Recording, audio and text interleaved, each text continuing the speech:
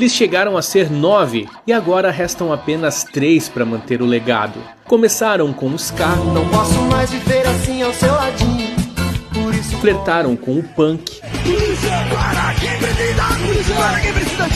e nadaram de braçada no pop rock. Mas você sabe como isso tudo começou e por onde anda toda essa gente?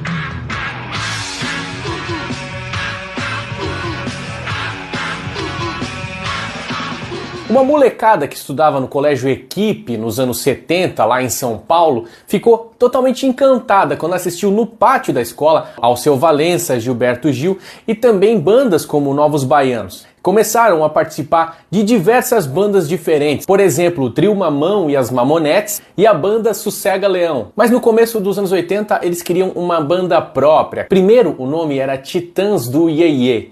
Isso porque era inspirado numa série de livros clássica chamada Os Titãs, que cada livro então era de uma área diferente, por exemplo, Os Titãs da Ciência, Os Titãs da História. A primeira formação da banda contava com Arnaldo Antunes, Branco Melo, Marcelo Fromer, Nando Reis, Paulo Miklos, Sérgio Brito, Tony Belotto, Ciro Pessoa e André Jung. A primeira saída ocorreu já em 84, antes mesmo de gravar qualquer disco. Ciro Pessoa deixou os Titãs e ele não tinha esse interesse de se apresentar em TV, da rotina de shows em grandes auditórios, em estádios, por exemplo. Então ele saiu dos Titãs ainda antes da gravação do primeiro disco de 1984. Nesse disco já tinha o primeiro hit, Sonífera Ilha.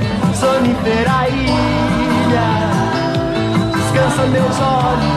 Mas tinha também Marvin, a vida é pra valer. E Querem Meu Sangue.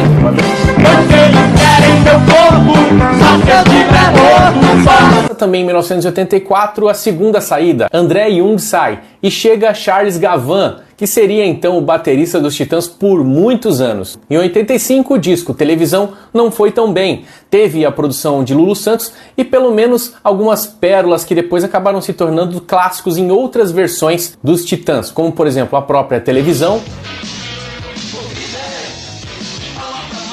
e a primeira versão de Pra Dizer Adeus.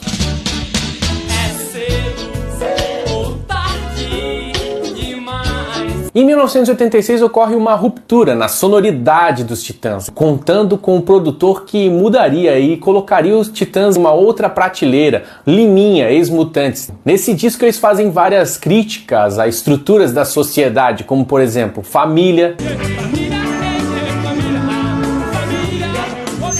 e a polícia.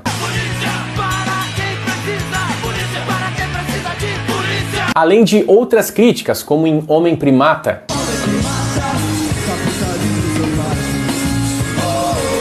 No disco de 87, o sucesso Comida.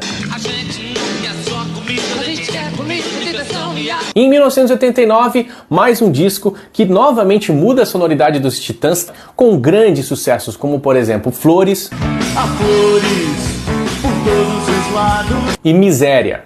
Miséria, miséria em qualquer canto. Os anos 90 são agridoce para os Titãs. Isso porque alguns discos lançados não fizeram tanto sucesso e também ocorreu a saída do Arnaldo Antunes, mas ao mesmo tempo, em 1997, eles lançaram talvez um dos mais cultuados acústicos MTV da história. Com participações nacionais e internacionais, esse disco alcançou a marca histórica de 1.700.000 cópias vendidas. Aproveitando esse interesse do público pela música um pouco mais orgânica, eles lançaram o álbum Volume 2, também outro sucesso de vendas.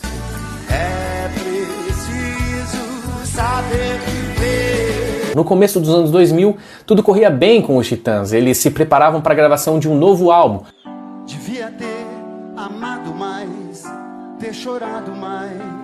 Mas um grande baque acontece na banda, que é o falecimento de Marcelo Fromer. Ele morreu atropelado por uma moto aos 39 anos em São Paulo. Abalado pelas mortes de Marcelo e também de outra parceira de música, Cássia Eller, Nando Reis resolve deixar também os Titãs, que acabou se tornando a partir dali um quinteto. E mesmo assim mais maduros, o sucesso continuou, com músicas como Provas de Amor. Novas saídas, no entanto, reduziram ainda mais a banda. Em 2010 foi a vez de Charles Gavan. E em 2016 foi a vez de Paulo Miklos. Desde então, a banda, que chegou a ter 9 integrantes, é agora um trio. Porém, todos os integrantes originais se apresentaram recentemente numa turnê de 40 anos dos Titãs. Mas afinal de contas, como é que está essa turma atualmente? Arnaldo Antunes se tornou um conceituado músico, compositor e também integrante de vários projetos paralelos, como aconteceu com os Tribalistas no começo dos anos 2000. Nando Reis se consagrou como um dos principais compositores do pop rock brasileiro, além da carreira solo de sucesso, é claro. Paulo Miklos se reveza na carreira de ator e também de músico solo. Charles Gavan participa de diversos projetos paralelos também e chegou a apresentar um programa de rock na Rádio Cidade. O trio, então, responsável por ainda se apresentar e manter esse legado histórico de uma das bandas nacionais mais importantes, é composto ainda por Branco Melo, Tony Bellotto e Sérgio Brito. Branco Melo, que inclusive se livrou recentemente de um câncer. E você, qual música dos Titãs marcou a sua vida? Deixa aí nos comentários.